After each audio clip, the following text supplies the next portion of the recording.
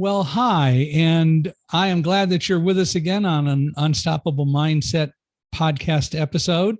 Today, our guest is Natasha Deen, except that she said to introduce her as she who would follow you home for cupcakes. I buy into that. So true. Hey, listen, there's nothing wrong with a good cupcake, Right? or good muffins. Well, Natasha is an author. She's written over 40 books of various genres and so on. We're going to talk about that. And she has all sorts of adventures and stories to tell. And so I think we will have a lot of fun on this podcast. So thanks for joining us. And Natasha, thank you for joining us today. Thank you. And yes, thank you for joining Michael. And I'm very excited to be here. Well, tell me a little bit about you know, sort of the early Natasha years and so on, and what you did, how you got to the point of writing, and anything else that you want to say.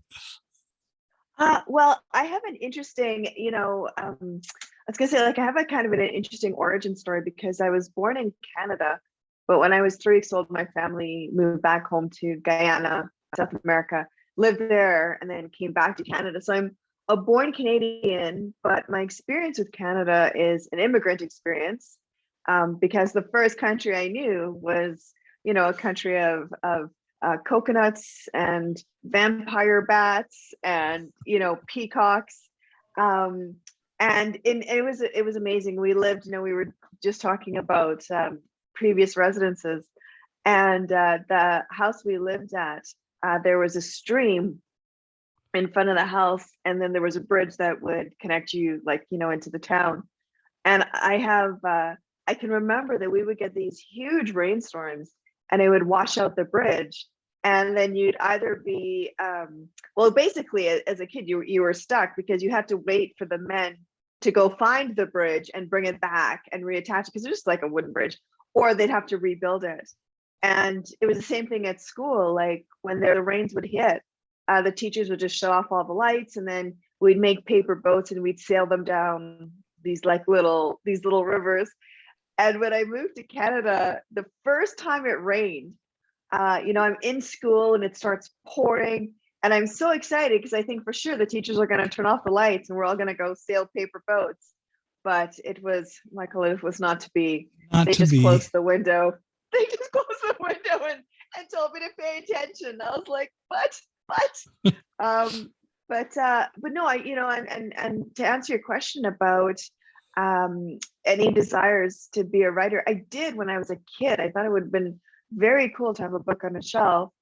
But when I went to the teachers, librarians, the elders, parents, nobody knew how to do it.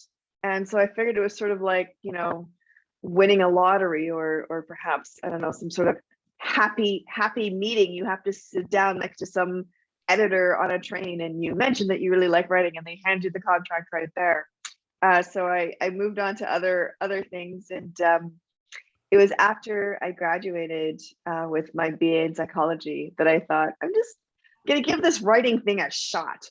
And luckily for me, and sort of all the writers who are up and coming, like, we have the internet, so we can talk to the Google, and the Google will tell us how we navigate getting published and contact agents and editors. So that's sort of it in a snapshot. So did you do anything with psychology, or did you go straight into writing? My dark secret. I was doing a couple of classes over the summer in preparation. I had applied for my master's. And I was sitting there, and it was this really odd textbook that was telling you about, counseling. And one of the techniques they had, they would repeat back to you what what the patient would say. You repeat it back to them, because right. The thinking at the time was, hearing it echo back would open up places. And I just, and I remember we had to do like a whole thing where we were practicing, and it was the most, I realized I did not have the personality for it, because if I was in the other side of the chair and I'm saying to someone, I've had a really bad day, and they say back to me, so it sounds like you've had a really bad day. Yeah, my boss yelled at me. Your boss yelled at you. I would have been like, no, I'm out. I'm out. I'm gonna go find someone else to talk to who will actually, talk back to me instead of giving me a repeat of what I've just, like, I know what I just said, man. I just said it, so that it was about then. And I was also, so I thought, oh, I'll just do a little bit of writing, and then, I'll come back. Maybe what it is I'm just tired because I've been in school for, 100 billion years.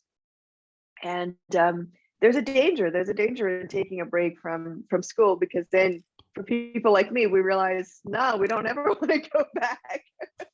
Thank you very much. We'll go do something else. Someone else can have our desk. Okay, bye.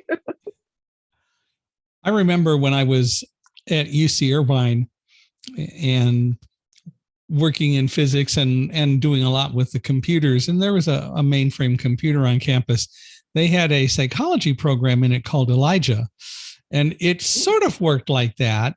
It would, if you typed something in, it would sort of repeat it back, but it was smart enough to deviate, and it could actually get you off in all sorts of unusual twists and turns.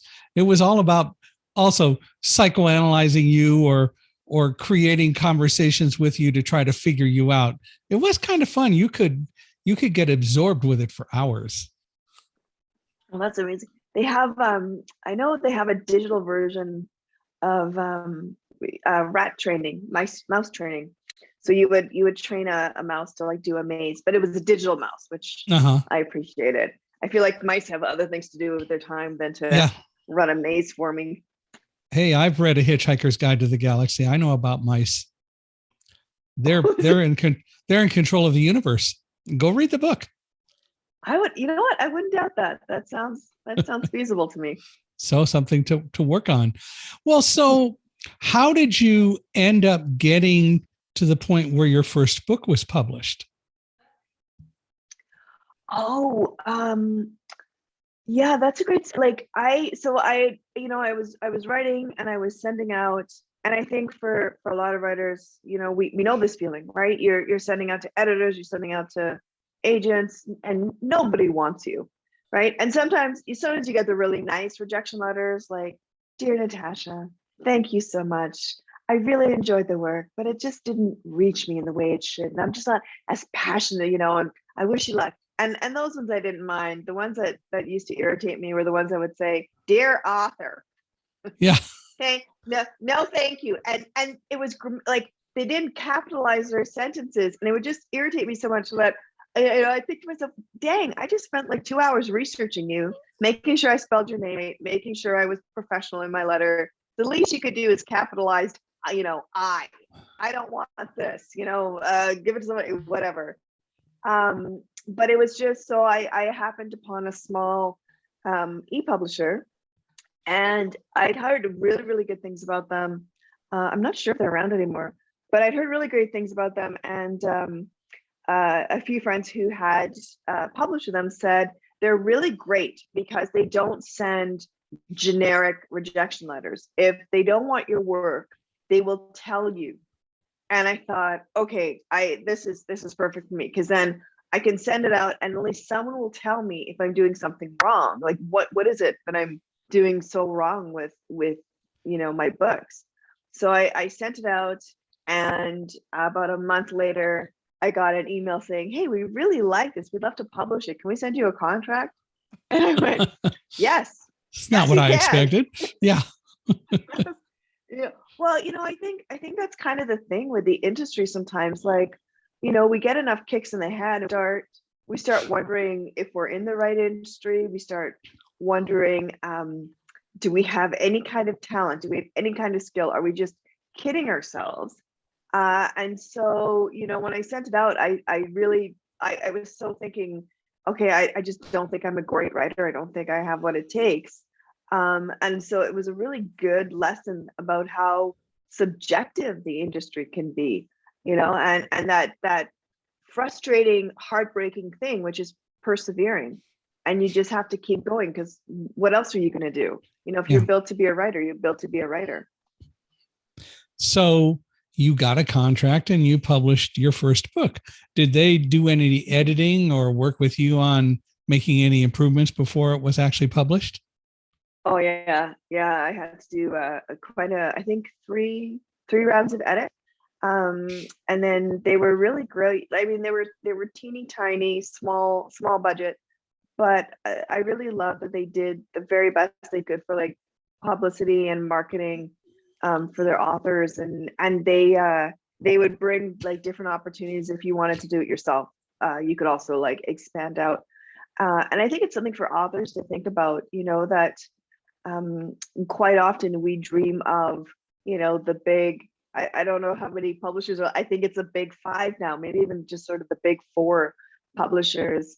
But sometimes there's something to be said for the small and plucky publisher. You may not have necessarily the bragging rights where everyone knows that publisher, they know who you're talking about. But in terms of that sort of one-on-one interaction with your editor, the responsiveness of your editor, and just the care they'll take with your work, I really enjoyed my time with them. So when was the first book published, or when did you start working with this first publisher? Oh, so 2007. It was actually, so the first thing I sent them was a short story, and that was 2007. And then my first novel with them came out in 2009. And then in 2012, and those were all adult romances. And then in 2012, I went into writing for YA, and that was the Guardian series, and the first book in that series is conveniently titled enough, Guardian, which is all about Maggie, who sees the dead and is currently being haunted by the ghost of the kid who bullied her. So that was in 2012. Ah, so the bully's haunting her, and what does she do about that? Well, that's kind of the whole thing, right? Because it's like, do you stay quiet? Because he's, he doesn't know if she can see him. So does she stay quiet and just sort of leave him in this limbo, sort of till the end of time as justice for what he's done to her? Or does she actually just say to him, look, I can see you, and here we go. And so the story explores, that side of it, but also it's sort of exploring the idea of, the way that our painful memories can haunt us, and what do we do? Do we face them? Do we acknowledge them, or do we just sort of push them down and pretend like they don't exist? So how many books have you written in that series, which is, I guess, about Maggie? Yes, so it's a trilogy, so there's 3 books in that series. Okay. Are they all with the same ghosts, or different ghosts? The ghosts, there are two supernatural creatures who are there throughout the whole trilogy. But each book, it's kind of an interesting. It's fantasy mixed with horror, mixed with supernatural, mixed with a mystery. So in each book, she's dealing with a ghost who is dead. A ghost who doesn't know that they're dead and is trying to sort, what has happened to them. And usually someone has murdered them. And so it's all about trying to figure out who done them in, Michael, who did it. And then they can move on. Sounds like a fun series. Have any of the books been converted to audio at all? Oh, I don't know. Like I know in the Key of Nira Ghani, I know she's audio, and I think 1 or 2 books in the Lark series is, but I'm not sure about the Guardian series. I don't think so. Not yet. I don't think. Well, we can find electronic copies, and then we can do them in Braille, which is also fine. Oh, that's wild. That's interesting. Yeah, it's not magically or overly hard to do. So you started with this one publisher. I gather you didn't continue with them because you said you're not sure if they're around anymore. Did you go elsewhere, or what happened? I did. Well, they were strictly for adults, and I realized with Guardian that it wasn't aimed for adults; it was aimed for teens. And then once I started writing for kids and teens, it's a very different kind of experience writing for people who are under 18. Because when you think about it, like an adult reader, it's a very sort of, I feel like it's a very direct connection, right? I'm going to write the story and here you go. And you as an adult reader, the only thing you're going to think about is this the genre that I love to read? And with kids, there's no such, like with kid readers, what you're looking at is you're going to write the book, but then there's going to be an adult in that child's life who buys that book or borrows a book for the child. And it's more than just a question of, oh, these are the kinds of stories I like. It's questions of how old is this kid, because how old that child is determines the kind of story you're going to tell and how you tell that story. Are they someone who is an at-grade reader, or are they someone who is a striving or what we call a reluctant reader? So they're in grade 5, reading at a grade 3 level.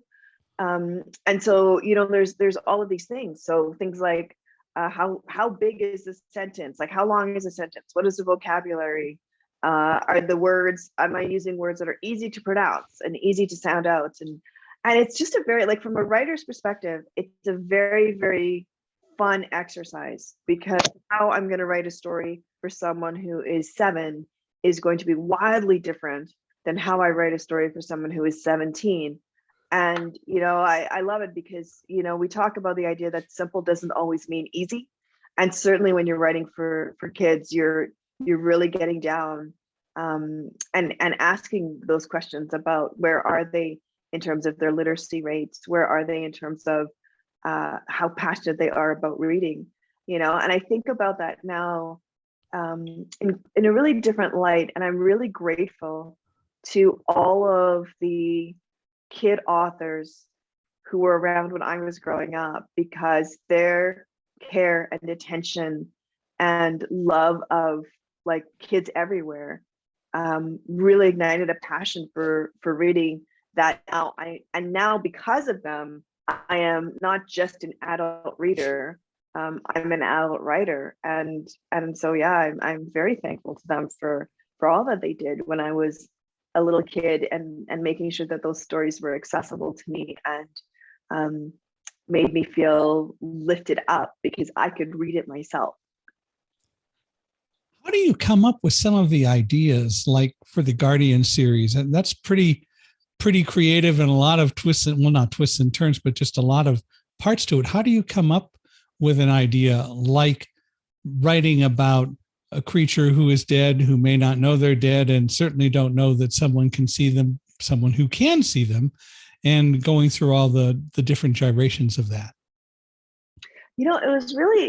It actually started off as an adult story. And I was aiming for a mystery, like just a straight cozy mystery with a librarian who finds a body in the trunk of her car. And it turns out that it is, in fact, her ex-husband, what do you call that? A ne'er-do-well? Ne'er-do-well ex-husband. And of course, obviously suspicion turns to her. And I was really struggling with it. And it was just a thought one day that I had about, wouldn't it be interesting if it was a girl, like a teenager, and instead of an ex-husband, what if she found the body of her bully in the back of the car? And then where would we go? And then I started thinking, well, then where would we go? And how can I make this more interesting? And then I thought, well, what if she could actually see the dad? And at first it's like, are people going to think I did it? And then of course now it gets super complicated because, oh, he is there. I am not rid of this terrible person. So sometimes it's just a story where you're thinking about how can I make it more interesting for the reader? And then sometimes it's, so I was talking to a relative, and we were sort of joking around because they had a younger relative in their life who loved them a lot and worried about them, but the love and the worry meant that this younger relative could be quite overbearing with this person I was speaking to, and they were like, I'm not that old, I can take care of myself. I thought, like it was such an interesting idea for a story about what do you do? What do you do when someone loves you, but they're just they're so caught up in knowing in their mind what is right for you, that your own wants and needs are getting tossed to the side. And that was the start of the Signs and Wonders of Tuna Rashad, because I have Tuna, and then there's her brother Robbie, and Robbie is he's loving, and he's a great brother, and he's a great son, but he's just convinced he knows what's good for everyone. And and adding to that, complicating it, is the idea is that his husband has just died, and so he's grieving. And now this is how one part of his grief is manifesting, is that Tuna can't breathe, and she just really needs Robbie to get a life, or at least get out of her life and give her some room. And when I was writing it, I knew I wanted her to be an aspiring screenwriter. I thought there would be lots of room for funny if I could do it like that. And I was struggling with it. And then I went back and I was thinking about the beats of a screenplay, right? And so how does it, like, when does the A story break into the B story? And when are the fun and games? And then I got the idea that every chapter heading would mirror a story beat, and that's how Tuna's personality would show itself. And so yeah, sometimes it's you're trying to solve some writer's block, and then you realize that you're in the wrong genre and the wrong age group. And then other times you've got your genre and you've got your age group, but now you're just trying to sort through how do you make it funnier. And I really love the chapter headings, because it meant that for any kid anyone who reads the story who also has to write, not only do you have the story, but now you have with the chapter headings, now you know exactly where your story needs to go, because there are all your story beats right there for you. When you're writing a book, and this is something I've always been curious about, especially if in dealing with fiction and so on, but when you're writing a book, is each chapter somewhat like a story, and then you transition and do things to make them all combine together? Or how do you deal with deciding what's a chapter and what's not a chapter? Oh yeah, that's a great question. I think for me, what we think about, or what I think about, is what's the story problem. So with Tuna, the story problem is that Robbie is just overbearing, and she needs to get some space from him. And so that's one plot of the story. And then from there I go, okay, well, how do I make this problem more complicated, right? Or how do I make this problem, like, how do I start giving this problem texture? And I thought, well, it would be really funny if Tuna has a crush on a guy, Tristan, and like what sibling wouldn't interfere? So, and I thought, yep, that's perfect. So once I had those, then it's just like, here's my big problem. How do I make them little tiny problems, right? And so what's the saying about how do you eat an elephant? Like one bite at a time. One bite at a time, right? And that's sort of it. Like, here's my big problem. Now, how do I make it smaller? So, the opening chapter, Tuna's going to go and ask Tristan out. It's summer. She's got, 60 days to finally tell this guy she really cares for him. So she's going to tell him, and she gets shy, and she trips up over herself over it. And so the problem in that chapter, which is I really want to tell this person I care for them, does not get solved. And her now having to resort, okay, that didn't work. How do I ask him out it now? Like, what's my next step? Now that jumps me to my next chapter. And hopefully that jumps the reader, because there's a chapter question. Okay, what is she going to do now? And we go on. And so one of the things too, what we think about with bigger stories that are like the 50, 60, 80,000 word count, is there's probably going to be more than one problem that your character is trying to solve, and you're going to have like that big external problem. Your character needs a job. Your character, needs to rob a bank, and then you're going to have another story that will probably tie into that bigger one, right? So my character needs to rob a bank, but really they're robbing the bank because they have a sick child. And if they rob the bank, they can get the money and they're going to be able to, pay for some private operation and save the life of their child. And then that's how we twine it together. So you do kind of have different things in different chapters, but by the same token, things can get away from you or things can go off in different directions, which is what makes writing fun, and part of the adventure for you.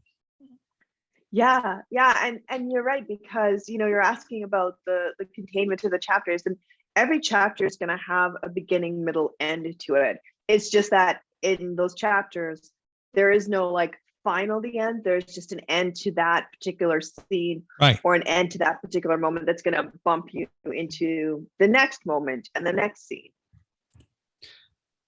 Well, so you, going back to your story, you decided to write full time, I gather, and that's what you do now. I do. I write full time, and I also teach with the University of Toronto School of Continuing Studies. I teach their Introduction to Children's Writing, and I visit schools, and I tell kids funny stories about growing up and being the weird kid in class. And I also, teach at libraries and attend festivals and that kind of thing. And I still, and I think as writers, we know this, right? That sometimes this job can be such a grind because you're alone in a room with just your thoughts and the voices in your head, and you're trying to sort it. And sometimes it can feel like, why did I choose this job? Why did I choose this profession? There's got to be some better way to make money and put a roof over my head. But it's so much fun that more times than not, I'm kind of waking up and I'm thinking to myself that 8-year-old, 9-year-old, 10-year-old me would be so jazzed to know that we grew up to be an actual writer with books on the shelves and, award stickers on the covers of our books. Like, how cool is that? So. Yeah, that's pretty cool by any standard. Well, tell me, do you must have support and help? Do you have someone who represents you? Do you have people that you work with in that regard, or how does all that work, that you now get to publishers or you get help doing the other things that you do? Yeah, that's a great question. And I'm really lucky because in Canada, our publishers you don't need to have an agent to be published in Canada. In America, it's a little bit different, right? Like, you have some publishers where I can contact that publisher directly and say, hey, I've got this story and I really think it'll fit your catalog. But a lot of the publishers are going to be, hey, my agent has my story and they think it's just jazzy. So go ahead and take a look. And then, so your agent is going to work on your behalf. So early on in my career, it was just me, right? It was just me all by myself, submitting to publishers and saying, I really hope you like my story. And then in 2016, I signed with Amy Tompkins from the Transatlantic Literary Agency. And so now she represents me. So instead of me sending out my work directly to the publishers, I send them to Amy, and then Amy sends out on my behalf. So for those up and coming writers who are listening to our podcast, there's many ways. There's many ways to get your book on the shelf. You can absolutely talk to the publishers yourself. You can go through an agent, or you can self-publish, right? You can be an independent author as well. And there's pros and cons to both sides of that. It's what fits you. How important is then having someone to represent you, or having representation in what you do? Well, in my case, I love my agent. I think she's the bee's knees. I just think she's amazing. So I really enjoy writing. Like I enjoy because I love being able to send her work and talk to her about the industry and all these kinds of things. Um, and I do think, and again, I think it's going to come down to what is your goal as a writer? What is your, do you want to make a career of it, like a full-time career?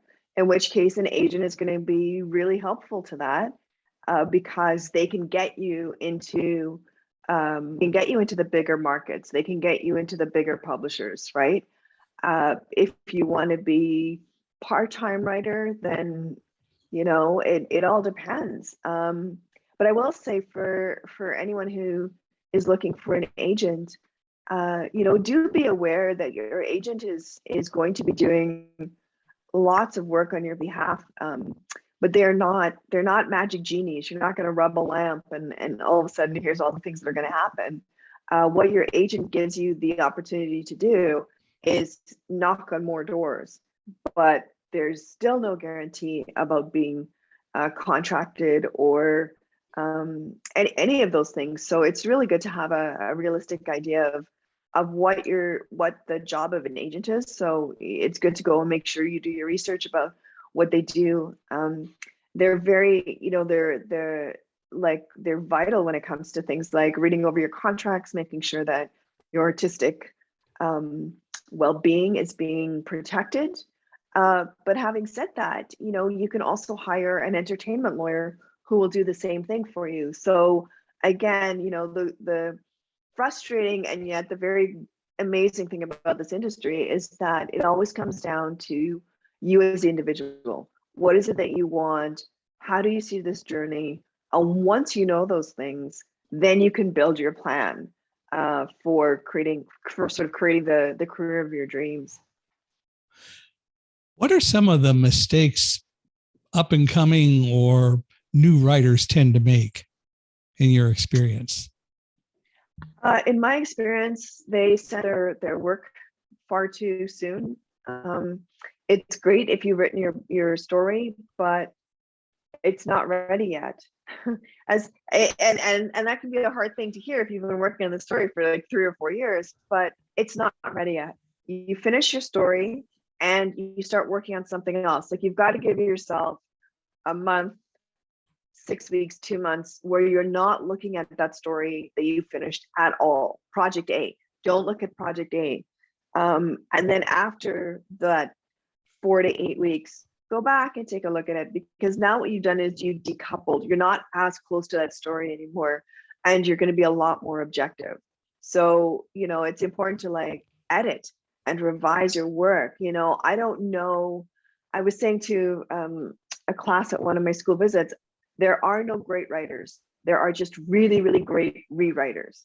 And the professional writers, this is what we know, that you're going to do it and then you're going to do it again and again and again and again until it's finally in a place where it's readable for more than just yourself. So it's really important to edit. It's important to have beta readers. And they're people who are going to read your work and offer you feedback on your work, what's working, what's not working. And they're also really important because, when we're working on our projects in the quiet, we're telling the stories to ourselves. And that's great. But to be an author is to be able to tell a story to a wide variety of people who you will probably never meet in your whole entire life. So you need to get other brains and other, viewpoints on your work. And so, it's all those things. And then once you're ready, do your research. Look, and by do your research, I mean, go look up these publishers and find out if they're reputable and look at their submission guidelines. Agents are the same thing. Look at the submission guidelines. How do they want you to submit the work? What kind of work are they taking? If you can do that, you're probably about 95% ahead of a lot of the writers out there who are just going to do they're just going to throw a net and they're just going to submit to everybody. And, it can be a really frustrating thing for editors and agents, because they're only representing nonfiction. And here's this manuscript that they've got to deal with, or this email they've got to deal with someone who wants to, them to represent their picture book or their, suspense thriller for adults. And it's like, no, you need to have enough respect for your work and for your emerging career to take the time and do the research. And it is going to take time, and it is going to be frustrating, because you're looking at their, Twitter feeds and their social media and the blogs and all these kinds of things. But in the long term and in the long run, it will only do you good. One of the things that seems to me when you're talking about great writers is either they have a real sense of what it is that would make someone want to read their book or their story, or they know how to get that information and then will put it to use, which may not mean that makes them a great writer, but it certainly makes them a much better marketer. Yeah. No, it's well, and this is the thing. It's probably both. Yeah, the great thing is that there's lots of different readers out there, and there's lots of different writers out there. And I think it's really important for us as readers to understand that just because we don't like a book doesn't mean the book is bad. It can just mean that we're not the reader for that book. And I like, I'm the person, like, if you're going to give me a book, and there's animal characters in that book, those animal characters better survive through the book, because if they're not surviving through the book, I am not reading it. And it is like, and I will give you full credit that it's an amazing book and it's probably beautifully written, but no, if there's a dog on page 1, that dog still needs to be there on page the end and happy. I want my dogs, right? They've gone through what they've gone through, but it's all okay. So things like that, and I'm very careful about women in peril kind of books, right? I some of them I can read, some of them I can't. And again, it doesn't mean that they're not great writers, and those aren't great stories. It just means that I'm not the reader for them. Yep, Old Yeller is a fine book, except. So. Right. Hey, I tell you what, Michael, I mean, I get teased a lot because I'm the person who reads the ending before I read the rest of the book. But I blame that on Where the Red Fern Grows, because that book took out my heart, and I'm still not over it. I was 9 when I read it. I'm still not over that book. Yeah. And yeah, and for me, it's like, listen, if you're going to ask me to spend however many hours, I need to know it's going to be worth my time. I need to know that these characters are going to, there's going to be some kind of hopeful sort of note. The only time I don't do that is if it's a murder mystery, because I want to play along and see if I can find who the bad guy is before the detective does. So dealing with animal books, of course, I mean, maybe it's the exception to a degree, but then you have a book like Cujo, from Stephen King, and do you really want? I mean, I would have loved to have the dog not to have gotten rabies in the first place, but that's the whole story. I never read it. The idea of a bad dog was just like, no, I can't. Well, he didn't start out a bad dog. That was the thing, of course. I know, but it's just because there was only one ending for this poor dog. Yeah, right. Yeah. So, what do you do? So there is a dog in Tuna's story, and I want to assure all the readers out there that don't worry, everything will be fine with magic. Well, I appreciate that. I like books where the animals survive. Of course, I wrote Thunderdog, and Roselle survived in Thunderdog, but they all do pass. But that's another story. Yes, and that's different. That's different. Yeah, that's a whole different. Yeah. And Roselle is somewhere waiting and watching and monitoring and occasionally probably yelling at us, but that's her job. That is. She's probably yelling just give the ducks the donuts, man. Nothing bad will happen. Just give them the What do you donuts. mean? Yeah, no. Roselle was also out there saying, don't give them the donut. I want the donut. Right? What are you doing giving I it feel to those dumb ducks? I feel like she would know that her bread will come later, right? Oh, well, maybe now, but not then. Oh yeah. Oh no. Hey, she was a lab. What can I say? No, listen, we've got a husky mix. And I was joking around about how you definitely don't have to share DNA to be family, because the look on her face when there's food, and just the way she'll just look at you like you're gonna share that, right?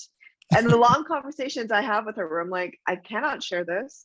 This is not appropriate. This is gonna make you really sick, you know? But I was saying to my husband one day, I was like, you know, I'm pretty sure I get that same look on my face whenever I see food too, right? I'm just like, oh dang, is that bread? Oh man, is that cheesecake? Hey, how you doing? Do you need some help with that? I can totally help you with that. Let me make sure that that's really safe for you to eat. I know, right? Let me just make sure. Is that good? Let me take that bullet for you, right? Let me take this for you. So, now you have children. Yes, they're full grown though, so they have kids of their own now. So okay, so you have grandchildren, and do we have any of them in your beta reader groups? No, I do, because because they're still little. Well, but so, the adults. Actually they'll read it afterwards, because their schedules are pretty intense. So they don't want to be part of the evaluation process. Well, I just feel bad, looking at them being like, hey, I know you're juggling like 10 different things now, but can I throw one more ball at you? And then also like I appreciate, like I use writer beta readers as opposed to just the quote unquote regular folk, just because I usually by the time I'm done, I've got very specific questions about story structure, how the acts are transitioning. Can you see the A story, B story? Where can you see the external? And so there needs to be a certain level of, I guess, like literary mechanical engineering. Do you know what I mean? Where I think too that I think my family would be like, I love you, but stop asking me about the grammar. There's only so many times you can be like, okay, but then what about, when we're doing this metaphor and it's, and it's like, just let me read it. Okay, just let me read it. So yeah. How about today reading? I don't know. I'm trying to figure out what's happening to reading. We've changed a lot. Reading is now not just getting something on paper. We have electronic books and so on. And I hear a lot of people say, yeah, I read ebooks. It's not quite the same as reading a book that's a full paper book, but I enjoy reading them as well. And of course, then there are a lot of people who just don't get into reading at all. But reading is so valuable because it seems to me that one of the great advantages of reading is it gets you to sit and relax and take time away from everything else that probably we really don't need to be doing anyway, but we do it. But reading gives you the opportunity to just sit down and let your mind wander, and it develops a lot of imagination. How do we get more people to do that? That's a great question. And I'm not sure that I have a feasible, I'm not sure I have the answer, but I think one of the things you said in the beginning was, I think, very well said, that there is more than one way to access stories now. And I think that's really important, right? If you are someone who loves paper books, that's wonderful. But, for some of us, we're going to come to story differently. We want the story told to us, or we want the story in some kind of a different, when you're thinking about sometimes finger dexterity and coordinating, a screen is much easier to navigate than sometimes a book can be. And depending on the device you're using, it's going to be lighter. So if you have issues holding books, paper books, I mean, you know, these are the kindnesses that I think technology affords us, and that, you know, and if you're busy, you can pop in that audiobook when you're sitting in the middle of rush hour, and you can get to story that way.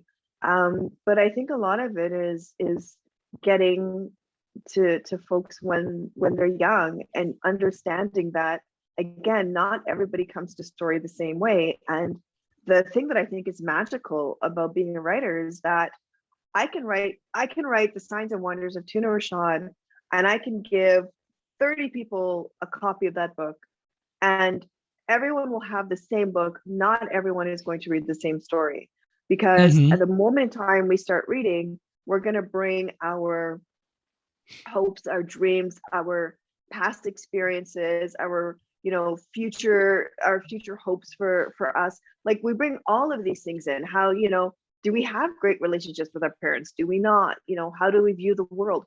All of these things like infuse the stories that we read, and they change, right? They become another creature. So someone reads the book and they say, oh yes, I read this, and this book is a cat. And someone will say, no, it's not a cat, it was a chameleon. And someone else will say, no, it's a phoenix.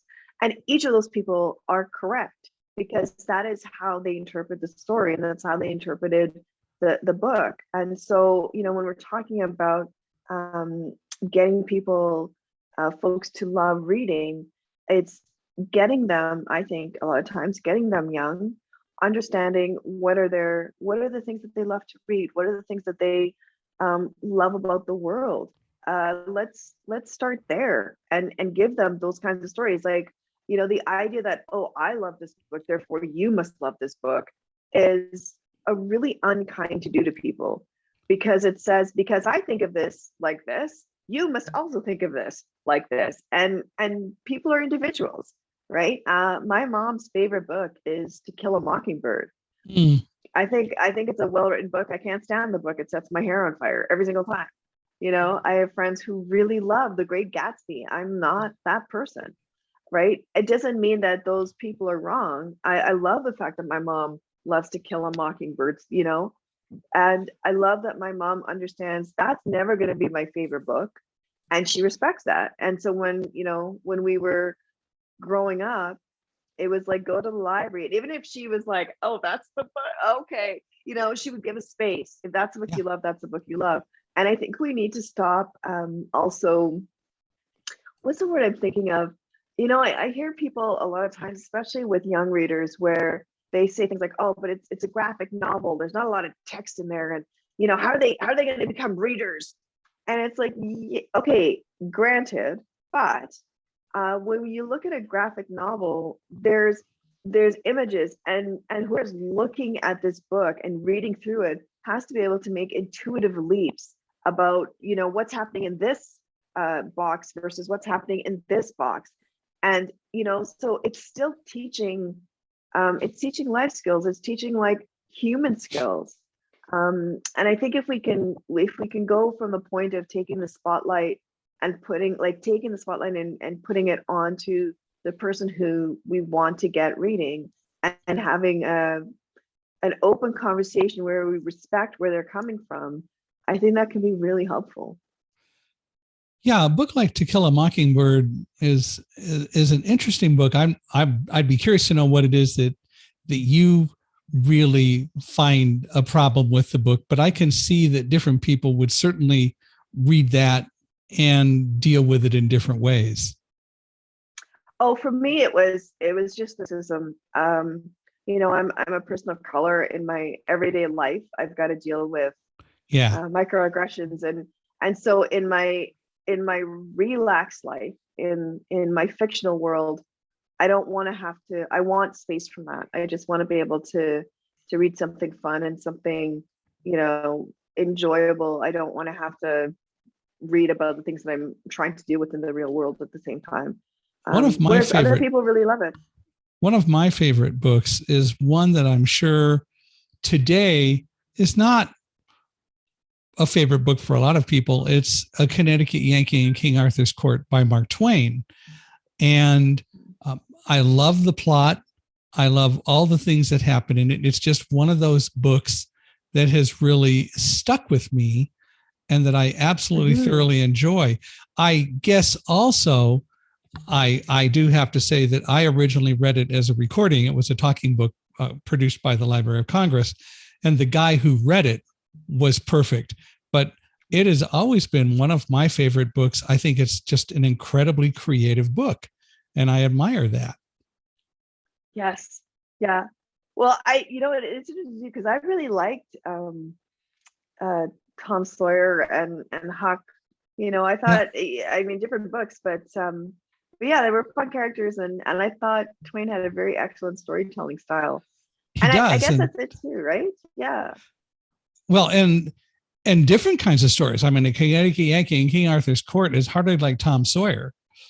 Well, did you know that he when he died, and like fact check me on this because I remember reading this years ago, but that his diary, he made sure in his will that the diary could never be published for something like 100 years because of he was talking smack about so many people, and he was like, they cannot be alive. Right. Yeah. Diary goes public.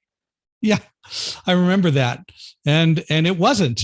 So, of course, he knew when he was going to die. He was born in 1835, and he said, "I came in with Halley's Comet, and I'll go out with it," and he did. That's amazing, hey? It's just one of those things. Well, before we wrap all this up, what's next for you? Where are you headed? What kind of projects do you have coming up? Well, so Tuna releases on June 7th, and I'm very, very excited about that. And then I'm just finalizing the book in the Spooky Sleuth series, and that's for ages like 7 to 9. That's with Penguin Random House, and I'm very excited about that. That's Awesome and Rockstar, who live in Lionsgate, and spooky, creepy things happen. And Awesome is convinced that there are supernatural creatures roaming the town, and Rockstar is convinced that because there is a science lab, it's probably just science running wild. And so book one opens up with a tree that seems to be housing a very evil spirit, and what will happen next. Well, you have to read the book to find out. That's right. Have you ever read books by David Baldacci? Yes. Yeah, I just started reading him. Memory Man. I just started. So, and that's a good one. But he also wrote, I think it's more for youth, if I recall, but he wrote a series of 4 books. It's the Vega Jane series. And if you ever get a chance to read those, it's a totally different Baldacci than all of his mysteries. They're fantasies, and it's a fantasy world, sort of. I don't want to give it away, but they're well worth reading. I accidentally discovered them. I was looking to see if there was anything new by Baldacci out on Audible, and I found one of these, and I read it on a plane flight and got hooked. And so nice. Then could hardly wait for the next one to come out. So it's Vega Jane, Vega, and then Jane. Jane. Okay. Yeah. Thank you. I think they fit into a lot of the things that you have been writing about. So they're definitely worth reading. But there's nothing like reading. Conversations are great with people, but you get to meet so many more people in a book. And as I said, it seems to me that the most important thing about reading is sitting down and reading to let your imagination go. And you're right. Mm-hmm. The way you imagine is different than the way that I imagine. And we're all different. And that's the way it should be. Yep, absolutely. Absolutely. Thank you, Michael. This was a lot of fun. This was fun. I very much enjoyed it. And we need to do it again in the future. Yes, sir. So no Tuna books are out yet? No, not yet. Next week. So Tuna is new. It's coming out next Tuesday. Mm-hmm. The Signs and Wonders of Tuna Rashad. Wow. So that'll be fun. Well, we'll have to kind of watch for it. Okay, sounds good. If people want to learn more about you and maybe reach out to you and talk to you about writing or any of those things, how can they do that? Oh, on my website, www.natashadeen.com. And Natasha Deen is spelled Deen. And Natasha is? Natasha. So NATASHADEEN.com. And they can contact you there and so on. Mm-hmm. Mm-hmm. And I assume you have links so that they can go buy books. Yes. It wouldn't be a website without it. No, not an author's website. It would not be. Well, this has been great. I really appreciate you coming on. We will have to stay in touch, and we'll have to catch up to see how all the book sales go and how the awards go once the new series are out. Thank you. Yeah, we'll make it a date, sir. It'll be perfect. Absolutely. Well, Natasha, thanks for being here. And I want to thank all of you for listening and being with us today. This has been absolutely enjoyable. I hope you found it so. Reach out to Natasha at her website, natashadeen.com. And of course, I want to hear from you. So if you would like to reach out, please email me at michaelhi@accessibe.com, michaelhi@accessibe.com, or go to our podcast page, michaelhingson.com. Hingson is HINGSON.com/podcast. And of course, we sure would appreciate it if you'd give us a 5-star rating after listening, and come back and subscribe and listen to more Unstoppable Mindsets. We have all sorts of adventures coming up, and we would love you to be part of it. So if you'd like to be a guest, let us know. If you know of someone who you think would make a good guest, let us know that too. So again, thanks for being here. And Natasha, thank you once more for coming on Unstoppable Mindset. Thank you, Michael. And thank you too to all the listeners. I loved it. Thank you for spending time with us.